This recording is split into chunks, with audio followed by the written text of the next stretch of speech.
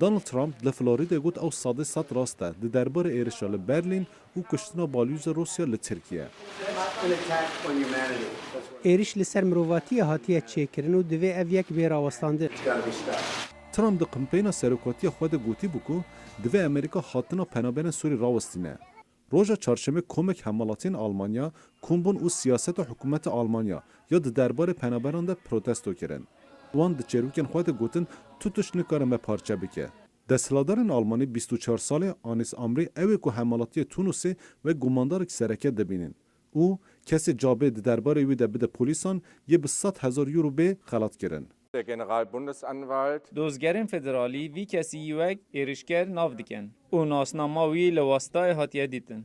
دی باور کردن که وی کسی شوفر واسطای کشتیه.